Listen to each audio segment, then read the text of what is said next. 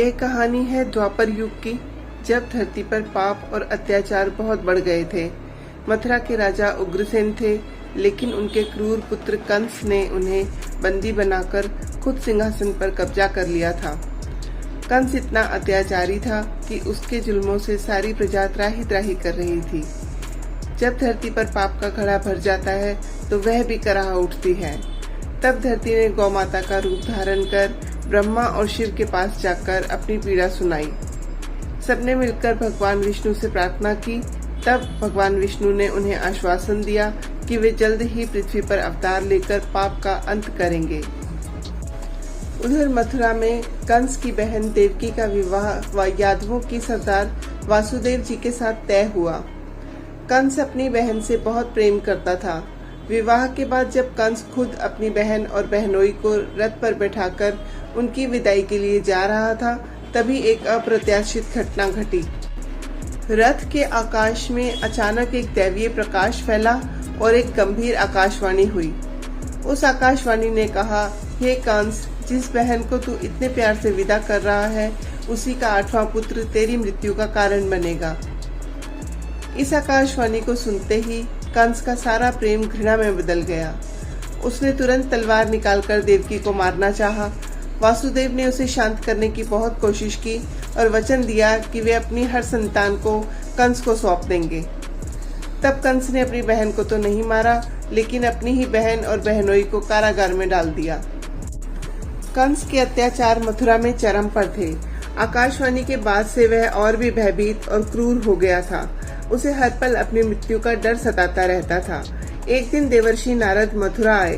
कंस ने उनका भव्य स्वागत किया और देवर्षि नारद ने कंस से पूछा कि हे राजन, आकाशवाणी हुई थी कि देवकी का 8वां पुत्र आपका वध कर देगा, तो आपने उससे बचने के लिए क्या उपाय किया है?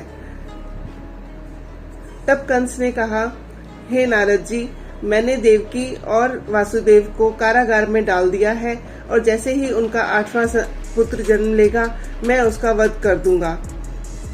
तब देवर्षि नारद हंसे और उन्होंने जमीन पर 8 समानांतर रेखाएं खींची और उन्होंने कंस से कहा कि हे राजन, ये देवकी की 8 संतानें हैं। अब तुम बताओ, इनमें से 8वीं रेखा कौन सी है? कंस उलझन में पड़ गया। उसने पहली रेखा से गिनना शुरू किया तो 8वीं रेखा अंतिम वाली हुई। फिर उसने दूसरी रेखा से गिनना शुरू किया तो 8वीं रेखा उससे पहले वाली हो गई। इसी प्रकार वह जिस भी रेखा से गिनना शुरू करता, 8वीं रेखा बदल जाती। नारद जी ने कहा, हे कंस, ठीक इसी प्रकार देवकी की कौन सी संतान तेरा वध करेगी, यह निश्चित नहीं है। काल किसी एक रूप में बंधा हुआ नहीं है। कंस नारद जी की इस पहेली को सुनकर और भी ज्यादा डर गया। उसे लगा कि किसी भी संतान से उसका जीवन खतरे में पड़ सकता है। अपने भय और अहंकार में अंधा होकर कंस ने एक भयानक निर्णय लिया। उसने अपने सैनिकों को आदेश दिया कि देवकी और वासुदेव के जितने भी पुत्र हों, उन सभी को मार डाला जाए।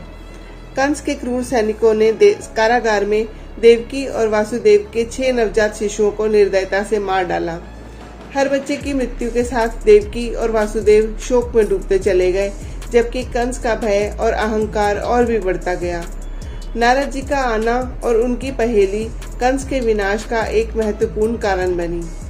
कंस अपने अज्ञान और डर के कारण यह नहीं समझ पाया कि काल की गति अप्रत्याशित होती है और उसे रोकने का प्रयास अंततः उसके ही विनाश का कारण बनेगा। कारागार में देवकी और वासुदेव के एक एक कर 6 पुत्रों का जन्म हुआ और कंस ने उन सभी को बेरहमी से मार डाला। जब देवकी 7वीं बार गर्भवती हुई, तब भगवान विष्णु ने अपनी योग माया से उनके गर्भ को वासुदेव की पहली पत्नी रोहिणी के पास पहुंचा दिया। इस तरह देवकी का 7वां पुत्र रोहिणी के गर्भ से जन्मा, जिनका नाम बलराम था। कंस को लगा कि देवकी का 7वां बच्चा मरा हुआ पैदा हुआ है। फिर वह शुभ घड़ी आई जब देवकी अपने 8वें पुत्र को जन्म देने वाली थी। यह भाद्रपद मास की अष्टमी तिथि थी और चारों ओर घना अंधेरा छाया हुआ था। आधी रात को देवकी ने एक अति सुंदर और तेजस्वी बालक को जन्म दिया। बालक ने तुरंत चतुर्भुज विष्णु रूप में दर्शन दिए। शंख, चक्र, गदा और कमल धारण किए हुए थे। वासुदेव और देवकी भगवान के इस रूप को देखकर भाव विभोर हो गए। तब भगवान ने वासुदेव से कहा कि वह उन्हें गोकुल में नंद बाबा के घर छोड़ाएं और वहां से जन्मी कन्या को अपने साथ ले आएं।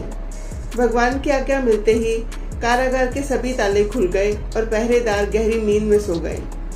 वासुदेव ने भगवान कृष्ण को एक टोकरी में रखकर अपने सिर पर उठाया और अंधेरी रात में गोकुल की ओर चल दिए।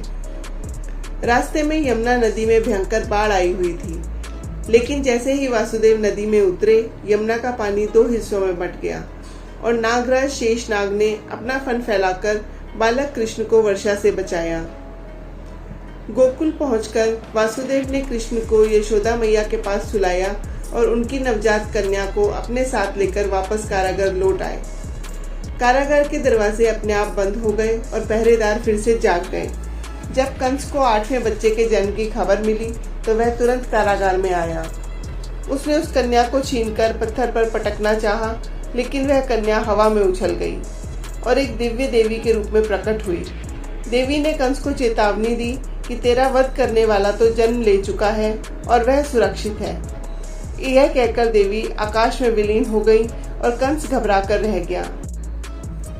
जब आधी रात के बाद वासुदेव जी शिशु कृष्ण को गोकुल में नंद बाबा के घर छोड़ाए तो एक अद्भुत शांति और दिव्य ऊर्जा पूरे घर में छा गई। माँ यशोदा ने जब अपनी आंखें खोली तो अपने शिशु को देखकर वह विस्मय से भर उठी। उन्होंने तुरंत उस नवजात बालक को उठा लिया। शिशु का रंग श्याम था, उसके होंठ गुलाबी और उसकी आंखें कमल के फूल जैसी सुंदर थीं। शिशु के माथे पर एक दिव्य तेज था, मानो साक्षात नारायण स्वयं उनकी गोद में आ गए हों। यशोदा मैया को लगा जैसे उनका जीवन धन्य हो गया हो। उनका प्रेम और वात्सल्य उमड़ पड़ा। उन्होंने अपनी ममता से उसे हृदय से लगा लिया। नंद बाबा भी बालक के जन्म से फूले नहीं समा रहे थे। उन्होंने तुरंत पूरे गांव में खबर फैला दी कि उनके यहाँ एक पुत्र का जन्म हुआ है। गोकुल में खुशी की लहर दौड़ गई। जैसे ही गोकुल वासियों को यह शुभ समाचार मिला, सारा गांव नंद बाबा के घर की ओर दौड़ पड़ा। यह जन्म पूरे गोकुल का उत्सव था।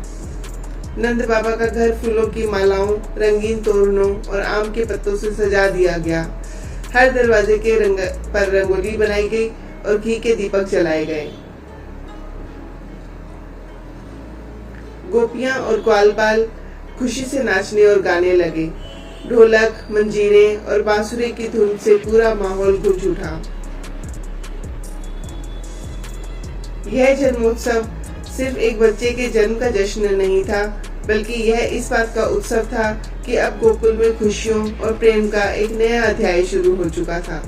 हर किसी को लग रहा था कि यह बालक कोई साधारण नहीं है, बल्कि यह उनके जीवन में आने वाले सुख और समृद्धि का प्रतीक है। तो यह थी उस अद्भुत रात्रि की कहानी, जब अंधकार में एक नए युग का आरंभ हुआ, जब कंस के भय से त्रस्त धरती को एक नए रक्षक की आशा मिली। एक ओर कंस के भय से वासुदेव और देवकी के हृदय में दुख था और दूसरी ओर यशोदा और नंद बाबा के घर में खुशियों का सागर उमड़ पड़ा था।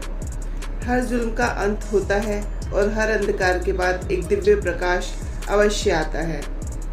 यही है श्री कृष्ण के जन्म की लीला।